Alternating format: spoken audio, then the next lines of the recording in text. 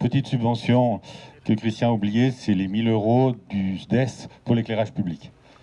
En tant qu'élu au SDES, j'étais un petit peu obligé de le rajouter. Non, mais c'est exceptionnel pour les zones économiques, notamment dans le cadre des extensions. C'est pour ça que je le souligne.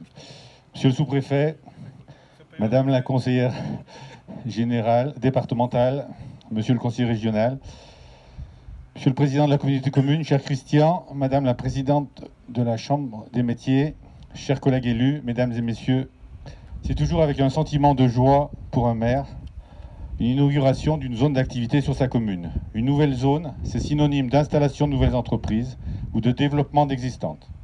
Ce sont ces entreprises qui feront nos emplois de demain. Je ne vais pas revenir sur les avantages de cette zone déjà évoquée par Christian, comme la qualité des aménagements, l'emplacement et les accès.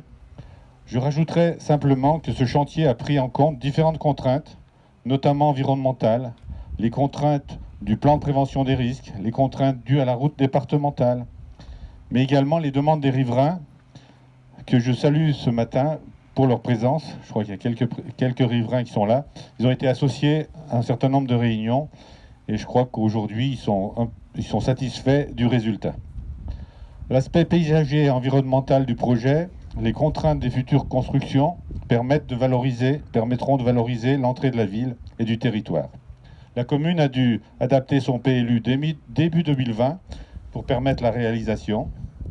Au niveau du SCOT Maurienne, le projet d'offre foncière économique en ZAE est hiérarchisé avec l'objectif de conforter l'armature urbaine de le long de la vallée.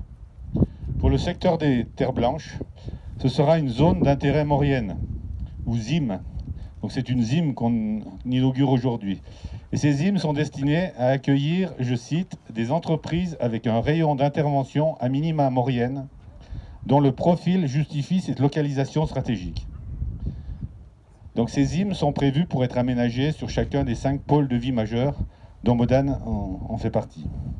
Le travail en commun entre la commune et notre communauté de communes a permis notamment de figer quelques règles dans le but de pérenniser cette zone d'activité en activité justement, comme la limite stricte des logements de fonction ou comme l'interdiction de commerce, autres ceux en complément d'un local d'un artisan, tout ça dans le but de bien conforter les commerces du centre-ville, pas qu'on voit s'installer sur la place des commerçants qui pourraient faire du tort à nos commerces de centre-ville. Donc je salue le travail de tous les intervenants, l'entreprise, bureau d'études, techniciens de la communauté de communes et de la commune de Modane, auxquels je rajoute les élus qui ont suivi ce dossier.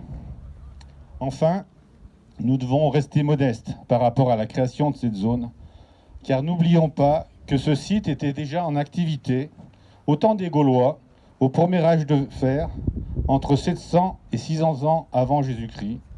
Mais notre ami René Chemin en parlera beaucoup mieux que moi tout à l'heure, puisqu'il y a un panneau explicatif qui a été fait, qu'il a conçu et qui permettra de garder un souvenir de cette ancienne activité.